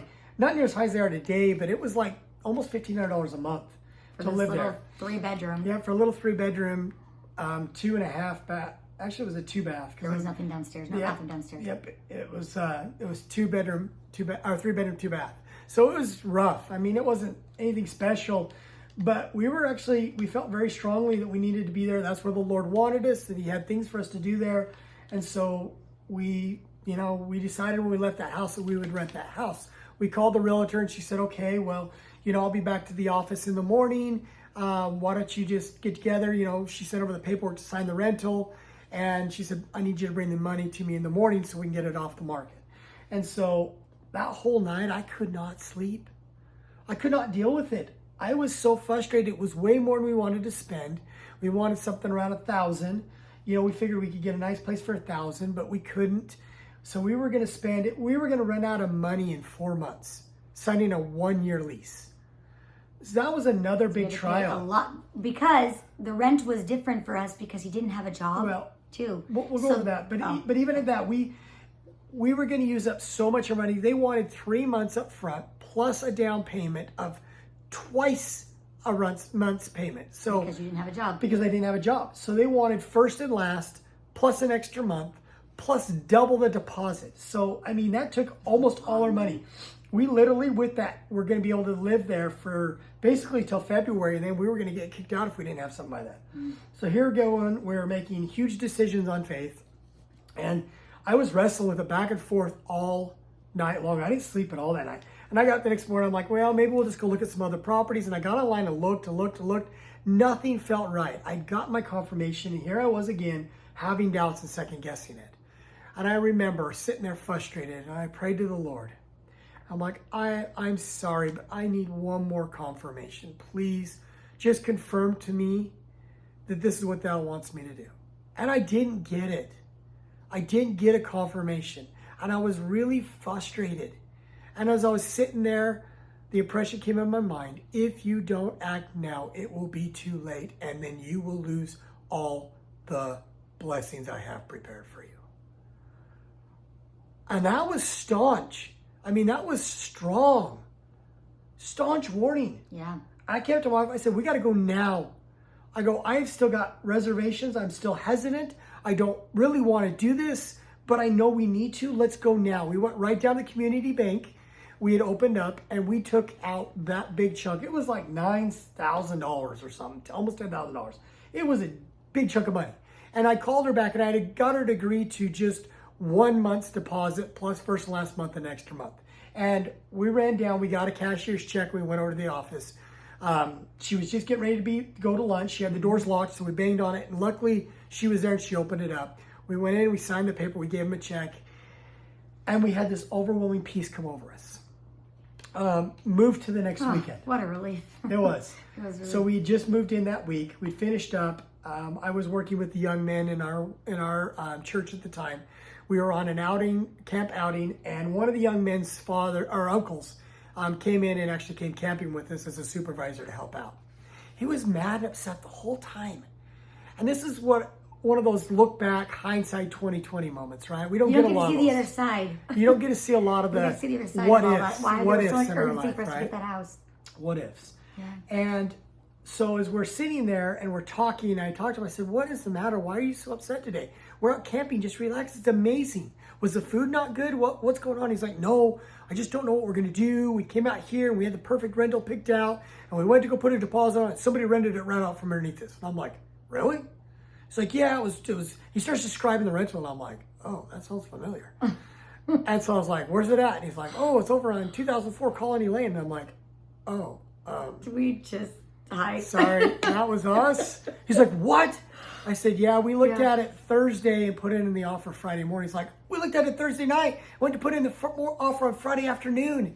That was like the one they wanted. It was the one they wanted. He's like, that's the one we've been waiting for. They told us it was going to come available. And like they were waiting for it to come on. He says, it's right around the corner from my parents' house. That's exactly what we wanted. We've been waiting for 6 months. 6 months for it to come available. And the person finally calls and told us it was available. We went to look, make sure everything was all right. He says, we got there at like 1 o'clock. And the lady said she just leased it a half hour there. We got there at noon. So how crazy is that? That's why he couldn't wait on it. We would have The Lord would have to find other plans for us. That was where he needed us. So I want to take just a minute, and I think part of the reason why we've been impressed to share this is because you, of the viewers that are watching this, need to understand that there's many times when the Lord prompts you to do stuff that nothing works out. Everything goes the wrong direction. It doesn't go like you think it's going to. The trials are more severe because the Lord is wanting to know if you will do what you promised to do, even when things don't go the way you want them to go or think they should go. We're sharing with you some of the hindsight 20 so you can see that there was a reverse side to this had we not acted in faith. Had we not chosen to move at the moment the Lord told me to move, to go get the stuff we were supposed to get when we were told to not sell the things we were supposed to sell when we were supposed to sell them, to not put the money aside, to not act on that little bit of faith that I had at the time and not purchase the check that needed to be bought to pay for the down payment of the property, we would have lost that rental. Now, I don't know what would have happened. I don't know what would have gone on had we missed that rental. Maybe the Lord would have been generous enough to give us something else. Maybe he wouldn't have. I don't know. Maybe we would have had extra trials staying where we stayed at the Wagners. I really don't know what that looked like either. But I do know that at that moment, the world opened up to us to a lot of peace. And I had a lot of things and impressions that were prompted me from my childhood years that were fulfilled in that house. I had some dreams and some cool experiences that I'd had when I was younger that actually took place and fulfilled themselves at that moment in time in my life. And it was in that time that we had peace for a time. We had the Spirit in our lives in a more bountiful way. And it was in that moment when we were able to serve in the temple, and I went regularly, and I had many spiritual experiences, one of which the Lord told me that it was so urgent that we were out there that my kids needed to be here. And I wasn't planning on saying this, but it's important to tell you that at this point in my life, I need to tell you, we were told to come out here to prepare for the second coming of the Lord Jesus Christ. We were called out here to serve at a greater capacity and help prepare the way for the Lord to come out here. When that time comes, I do not know. It could be in a few years. It could be in many decades. It might be after my lifetime, even though I do not feel that is true. I feel that it will be in my lifetime. But we were told that our kids have a part to play in that event, and they needed to be out here as well as us. And we were to come out here for that, to serve at a greater capacity. And I was told in several times in the temple that had I not chose to come out here willingly, the Lord would have allowed me to go home, and that those diseases would have took me and allowed me to go home to the Lord so that my wife and children could come out here and serve and fulfill the callings that the Lord had for them to do out here. Now, that may be just as simple as being a ministering family to people that need to be strengthened in the Lord out here as the times get a little bit more difficult prior to the coming of the Lord. It doesn't mean that we have some special calling or that we're some special people. We are average Joes. I'll tell you, because I've gotten a lot of questions about this. What is different about the Bentleys than everybody else? Why have the Bentleys been called out here and not us? You want to know the simple answer? I'll tell you why we were called and why maybe some of you haven't and you want to be. Because we were asked to serve and we said yes. We were asked to make sacrifices and we said yes. We were asked to do hard things and we said yes. That's the only reason. Many are called, but few are chosen. Why are they not chosen? Because they failed to do what the Lord asked them to do. That is it. We are not special. We are not abnormal. And we are not different than anybody else. Matter of fact, I know a lot of people that were way more spiritual than we were. A lot more prepared than we are. And I do not think that we are very prepared at all for what the Lord has asked us to do. The only difference is that I did not have the heart to say no when he asked me to do something. I have tried to willfully give of myself and my family as he has asked, and have continued to do so and promised to do so. That is the only difference. And that is the only reason I believe that the Lord has allowed us to come out here and serve him at a greater capacity. Thank you. And I just wanted to say too, to add to that, I just want to be very clear. this is personal revelation for us. This is something that the Lord's asked us to do. You name the place on, put your finger on a map and point to it, and this is where the Lord needs us. It's not. Had we been called to Boise, Idaho, we'd have done the same thing. Yep. Had we been called to Houston, Texas, or Richmond, Virginia, anywhere, it would not have mattered. It's just where the Lord has asked us to be. This is not. I just want to be clear. We're not trying to tell people that they need to come out to Missouri or something like that. That was the biggest misunderstanding we got. Was that. Nor are we representing our church in any way and saying that there's a call out to Missouri. We do not and do not believe that, and have not been received any revelation to that effect, nor have we been told to do that. And nor do we have any right to tell anybody else to come out to anywhere. We came on our own personal revelation that the Lord needed our family here to serve in Blue Springs, Missouri, which is where we ended up, in this ward, in Fleming Park Ward. And that is why we're here. Mm-hmm. We're here because we needed to serve. This is where they needed us. Like the Blue Mills Ward said, they prayed for us to come out. They prayed for young families to come out and serve because they needed people to be in leadership positions. Yeah, that first Sunday that we were here, was it a couple weeks later when you got called? That was one of the reasons. They brought him in to call him for his calling, and they said, I prayed you here. We have been praying for this calling to be filled, and we've needed it filled for months. What took you so long to get here? And then we understood the urgency of why we needed to be there in that ward 2 weeks prior, but we drug our feet and kept waiting for that call, and we realized that they needed us to serve him to serve in a certain calling. That's all it was. Yes. Yeah.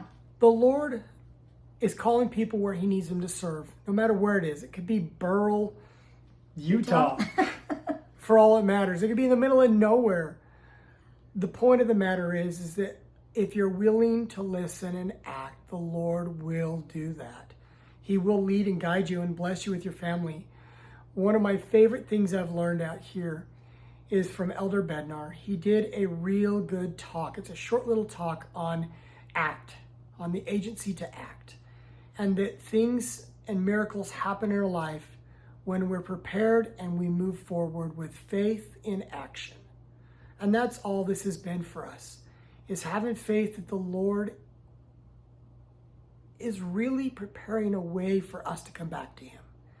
And then hearing his message, hearing him tell us he needs to do something, or that we need to do something, and us acting on those promptings. I've got to say this too. One of the things that this did to my husband was beautiful and amazing to watch. But I remember while he was going through this, and we had moved out here, and these miracles had happened in our lives, and life was hard, but we had so many miracles and so many testaments and strengths to our faith for the first year that we've been out here, let's say. And one of the things I remember him saying to me once is, as we were turning to the Lord more, reading our scriptures every day, going to the temple a lot, like we were going every day. And I remember him saying to me, Catherine, all I know is I want to be an instrument in the Lord's hands. And I want him to know that he can rely on me for anything.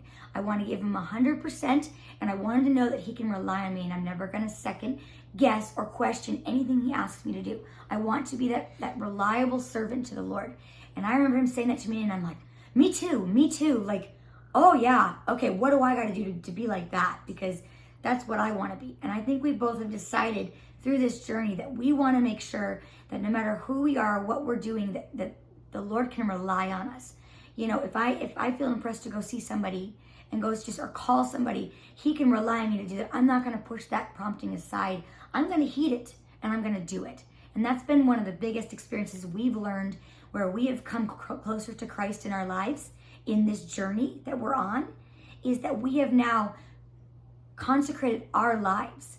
And the coolest thing that happened was about a year later, so July, we moved out here in the middle of August?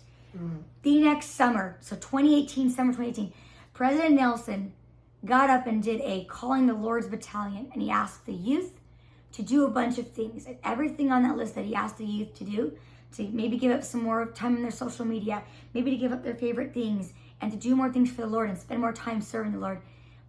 Our jaws dropped. We watched and we're like, that's what he asked us to do.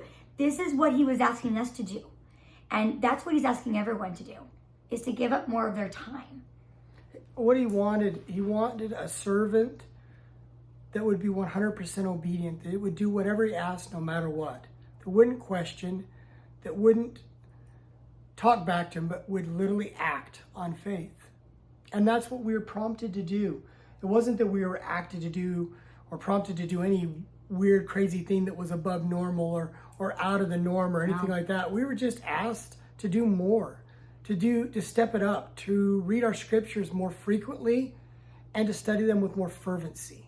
We were asked to spend more of our extracurricular time to the Lord, to take that time that we'd normally go on vacations and normally recreation and have fun and play and all that money and time and resources that we would do that with, to dedicate to Him, to consecrate that time every week to serving the Lord at a greater capacity, to give more to the needy and the poor. And that's a video for another time, how we've taken some of our funds to more give to the homeless and the needy, how we've felt prompted to up our fast offerings and our donations to the side of the church that gives more to the needy and the poor, and some of the promptings that we've had to give more service, more dedication, to take on other projects during the week of service and to minister and to do more missionary work. And that's another thing we've tried to do more, is really open our mouth and be better missionaries and share those. It's not that the Lord's asking us to do something different or to change or to do something out of the norm, but to really just step it up another level. To really follow the covenants that we've been making and just do better. Yeah. And another thing I just wanted to kind of take a different direction really quickly is we all feel these impressions to do certain things in our lives, and it's important that we follow those promptings. I'm losing my train of thought here. I was going to say, maybe it wasn't supposed to be shared. I just wanted to say that this is we want people to know what our experience was. We felt impressed to share it, so it'll do what it's supposed to do. It's just been coming out here and living out here. It's just like as if we were back in Utah. We are living our lives out here. We are just closer to the Lord now. We've had a lot of experiences. And the one thing that is really important that I feel like should be reiterated and expressed at this time is that everything happens line upon line and precept upon precept. Just to kind of go back, I wanted to talk a little bit about the line upon line and precept upon precept here. So what I've noticed since being out here that's made all the difference is the Lord works line upon line. He'll give us a prompting, and then in that prompting, when we act upon it, He gives us another prompting, and then another one. As long as we continue to act, He continues to give us more. And when we're in that state of receiving revelation is the best time when we can continue to receive revelation. It's then that we can ask our questions, we can converse with the Lord, because the veil's already been thinned to allow us to receive that prompting or that revelation in our life. I was sick a couple days before Thanksgiving, actually the week before. Of 2017, so we're still in 2017. Yes. We had moved into a house, I was sick, I had the flu, I was throwing up, I did not feel good. And I had the strongest impression from the Lord that it was time to go get a job, that the job was ready and I needed to go on the computer and find it. And so I got up, got dressed and just did not feel good. I was just so sick to my stomach, and I'm sitting in front of the computer. But through miraculous ways, I was led to a job website where I found a paramedic job that actually, and I hadn't really thought about being a paramedic again out here. I thought maybe I'd do some different things. And as I'd prayed about it, the Lord didn't lead me down that direction. I felt inspired to go to this website. I felt inspired that I needed to be a paramedic still for a time. And as I looked at this job, it just felt right. As a matter of fact, the Spirit overwhelmed me, and I felt that was what the Lord was telling me I should do for a time, was to be a paramedic. And so I applied for this job and thought, okay, great. I've received the revelation. I've done what I need to do. And I went to shut down the computer, and the Lord said, no, there's more. And I'm like, what do you mean there's more? And I started reading through the job description. I started looking, I'm like, what's more? And then all of a sudden I came across a flyer on that job website about the job saying there was an open house that was actually that day. It was that Thursday afternoon. This was around noon, 1 o'clock. And it opened up at 3 o'clock. It was on the other side of town in Kansas, where the job was, across the city of Kansas City, about 40 minutes away. And that I needed to go to that event. And I was like, seriously? Oh my gosh, this was not good. And so I was like, all right. I went to stand up. I had a baseball cap on. And I'm like, oh, all right, I'll get ready. And the Lord's like, you need to get dressed up. I'm like, what? He's like, yeah, you need to put a shirt and a tie on. I'm like, okay, I can do that. So I went to go get a shirt and tie on, and then I went to get ready to leave, and the Lord's like, no, stop. You need to print out your resume, and you need to print three copies of it. And I'm like, 3 copies? All right, I guess you've told me weirder things than that. Yeah. So I'm dressed up in a shirt and tie and a suit. I went and did my hair, took a shower, and it took me an hour. Not in that order. He took the shower first. Yeah, they know that, babe. But I got ready, got up in a suit and tie, printed out 3 copies of my resume, and I emailed the guy saying, hey, I'd like to do an interview today. It's your open house. Do you have a time? I waited about 45 minutes and never got an answer back. And then finally I looked at it, I'm like, the open house is going to close in like an hour. We need to hurry and get down there. So we just left. We figured we'd just try and kind of squeeze in and pretend like we had an appointment. So we drive all the way down to Holiday Inn in Kansas where they're having this open appointment. And I get there, and I don't even remember what the guy's name was. But I checked in, I said, I'm here for the open house. They're like, oh, are you here for a job interview? I said, yeah. And they're like, and they didn't even ask me if I had an appointment, thank goodness. They're like, oh, have a seat. And the guy comes out and he's like, are you Ryan? I'm like, yeah, I am. He's like, Ryan Bentley, right? And I said, yeah. He's like, oh, good, you got my message then. Great. He's like, I was hoping I could meet you today for an interview. I was like thinking, wow, that was pretty cool. I didn't get the message, but I wasn't going to tell him that. I'm like, inspiration from the Lord, right? And I walk up to him, he's like, oh my gosh, you did print 3 copies of your resume, didn't you? I said, absolutely. And I handed him 3 copies of my resume. He's like, oh my gosh, you're the only person that's obeyed my instructions to this point.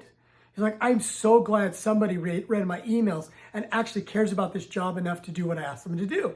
And I'm thinking, I love you, God, I love you. I like, seriously, I mean, I could not have predicted any of that. And I went in and had the best interview I'd ever had. He had an interview with a room full of people, like they were sitting around a table, like you see a boardroom meeting. And he had to go in there just like, you wasn't prepared for this. I wasn't prepared. Well, you were prepared. I was prepared, but I wasn't prepared. But he had no idea what he was walking into. I thought I was just going to go find out about the job. I didn't know I was going to actually have an interview for the job. And I ended up being interviewed by a whole staff panel for this hospitalist job as a paramedic. And it was very interesting because in that job, they told me, and this is something that I feel I should share with you. They told me, so is there any restrictions that would prevent you from getting this job today if we were to offer you the job? I said, only one. I said, my beliefs do not allow me to work on Sundays. So I will not and cannot work any Sundays. So I will work any other day for you, any other situation, any other hours, including holidays, but I cannot and will not be in a situation where I can work on a Sunday for you.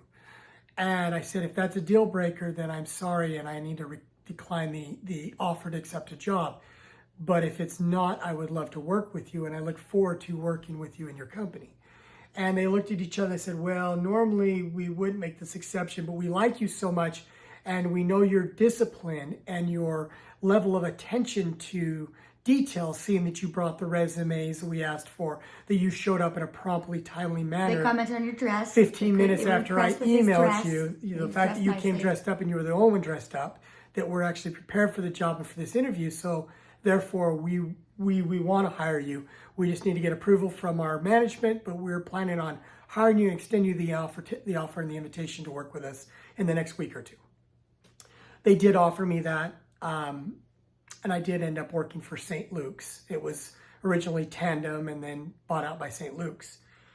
Now I share that with you for this and this only reason, not to express to you what my life was like coming out here, but to express to you and to share with you that the Lord does answer prayers. The Lord fulfills 100% of all of the promises that He makes to you.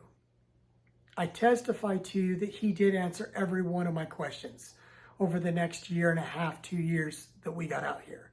and has continued to do so throughout the last 8 years as we've been here. I testify to you that the jobs that the Lord has for us to do are not always easy, but they are possible with faith.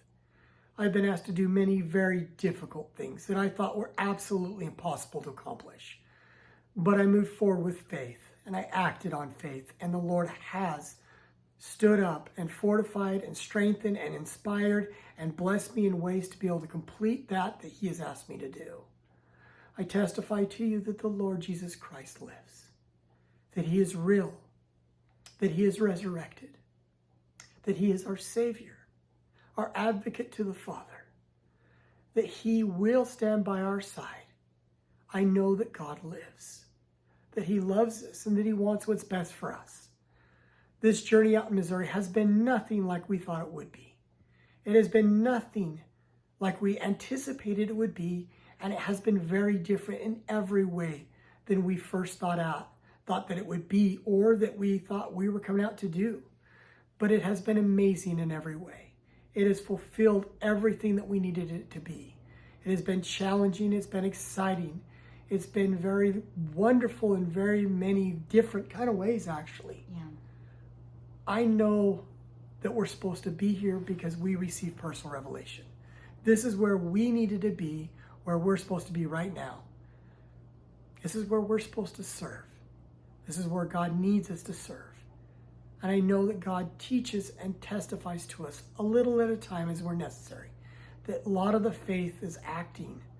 A lot of our faith is challenged when we need to walk blindly without knowledge of where we're going, trusting only that the Lord will be there when we step off that cliff of uncertainty, when we step into the darkness without light.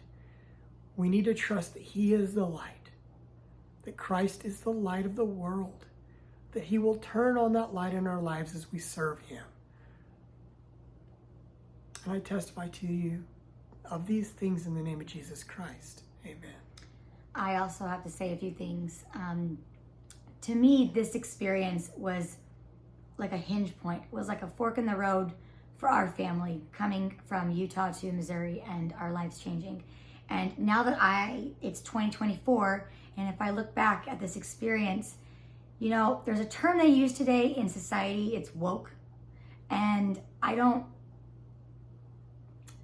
there's a different kind of woke. There's when the Lord wakes you up to His will, and the Lord wakes you up to what's going on around you.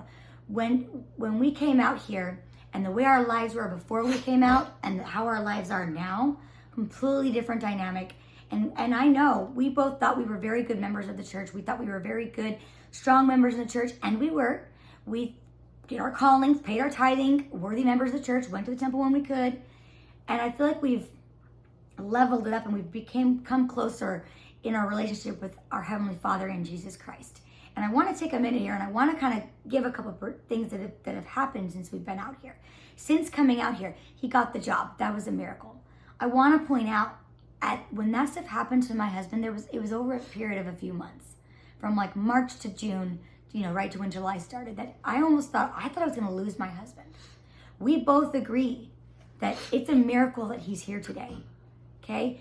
I love this man. I know this isn't on topic, but I got to take a minute here and tell you, this is my world right here. I can't imagine my life without him. So I'm grateful that he's still here and that the Lord performed those miracles in my life. They were wonderful experiences in our lives that have changed us, and they've made our faith become knowledge to a point to where I cannot deny the experiences that we've had and we have continued to have. Another thing that was revealed to us was to foster. And you've seen, I've got some videos. If you want to go back and look at my earlier videos on when we felt prompted to foster children that we've brought into our home, we have now adopted, and we have since continued to foster. That is what the Lord has told us to do out here. That was one of the things that He revealed to us. One of the reasons why we're here is that our family wasn't complete. We had more children. I can't have any more children. Yeah. I had a hysterectomy. So we were done having kids. And then the Lord brought us out here and said, you have more. And that could have happened anywhere. But for us, we had children that were supposed to be a part of our family, and they were here in Missouri. Yes. This is where we needed to be, because these children needed to be a part of our family. They needed the blessings of being part of an eternal family that's sealed under God for time and eternity.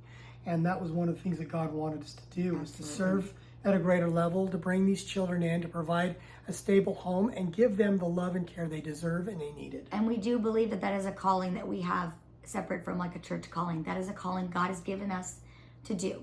And we take that job very seriously. It is not easy. It is very hard. But it is, again, we've consecrated our lives. Our lives are no longer our own. They're whatever the Lord Lord's. asks us to do. And this is one of the things He's asked And we us want to to do. testify of that because that sounds really different and unique. But this is what, if you read the scriptures, if you read the Bible and the Book of Mormon, if you listen to the talks from the prophets and apostles, this is what they're asking us to do. And I want to make another point. It's kind of off topic, but I feel like I need to go there. When we moved out here, we became very aware of this area. If you are a member of our church, you know what this area is. You've got Adam on the almond. That is where Adam went after he left the Garden of Eden. That is where he blessed his family. That is a very sacred place. We believe the Garden of Eden was in this area, Independence, Missouri, where we are. We are in Jackson County, Missouri. We are aware of the past, present, and future of this place. We have studied it heavily since we've been out here. We are very aware of these things. We do not know when those things will come to pass. We do hope and want those things to come to pass in our lifetime. We hope we are there for those things. We are very aware of those things. We are grateful that we get to be in a place like this. Right now, God is taking us out of Jackson County in the next year. We're moving somewhere southeast of here. And He's got us going and doing a whole different work. So I want to emphasize that because it's not that we have made it and we're here and this is the end and Christ is coming. No, He's taking us somewhere else. He's And literally He's got to just, work for us to do there. And I want to emphasize that because I don't want people to get the wrong message from this video. If I could say one thing very clearly is, we're not making this video to motivate people to come out to Missouri because Christ is coming soon. We've seen many people do that. There's many people with our story, right? We're not the only ones. But that's not the emphasis of this video. The emphasis of this video is turn your hearts over to the Lord and follow those promptings and see what He brings into your life and how it changes. Because that's where we need to be in our lives right now. We need to be focusing on what we can do to get close to God. Because in the coming days, we are very aware this is the last days. And in the coming days, we need to have that relationship with God. We need to hear Him. We need to follow the promptings that President Nelson has given us since 2017. When did he become prophet? 2018? Right, yeah. So since then, he has called us to do things in our individual families. And we just felt the Spirit tell us we weren't trying to share this story. I've actually tried to share this story a couple of times previously. And I've actually made a video and everything, just me. And I felt the Spirit say, no, don't share this, don't share this. But you told me to share it, I'm confused. And I've learned since then why. Maybe it was the timing, but it was also, there were some things that he needed me to leave out that were sacred. And I was sharing everything. And so I've learned since then, and I've been like, okay, fine, I'll share it when you want me to share it. Now we feel impressed to share this video. Now understand, this is a brief version of what happened. I know we took probably an hour on this video, 45 minutes, but there was many more things that have happened since we've been here. We've had hundreds of really cool experiences and several very sacred experiences out here for our own family that have blessed us, that have guided us, that have directed us on how we can become more like our Savior, how we can be more prepared to serve at a greater level. And really all this is about is we just want to testify to those of you out there that God still does miracles today. I am a walking miracle, as well as I've seen several miracles in my life that I can't explain in any other way other than the hand and power of God. I know that He does those miracles. I know that He is available to do that. And He works line upon line and precept upon precept. And I want to testify too. I would like to take a moment and testify to you. I know that the Lord has a work for each of us to do individually and as a family and as family members. And in a world that we live in today, we need to unite ourselves and our families. We need to unite as husband and wife and have that relationship with the Lord where we are one with the Lord in our marriage and in our families. We need to be finding those things out that the Lord wants from us. What is our purpose? Why are we here? What does the Lord need us to do? What is the work the Lord needs us to do individually? What is our calling and election? It's more, what are those promises we made to the Lord in heaven Before we came here. that we would do to further his work and his gospel on the earth? Because I know that we all made promises to the Lord. There was things that we promised we would do for our Father in heaven, that we promised we would help with, things that we would help to further his work and advance his progress here on earth. I just want to testify to you guys that I know that God has a work for each of us. I testify to you that this has been one of the most miraculous experiences in my life is moving out to Missouri. It's been the most hardest thing we've done, and it's been the most rewarding that we've been done. We are now closer to our Heavenly Father. We have also, a side note, we also asked our children to pray to God and get their own answer, because it is a family thing, us moving out here. And our children also prayed and they got their answers. And they made their own sacrifices and gave up their little tablets and did things that the Lord asked of them to make their sacrifice to know the Lord better. And we would just like to share this experience with you. We hope it motivates you and helps you in whatever way this is meant to do, that we felt impressed to share this experience. We hope that you respect and honor our experience for us and us only.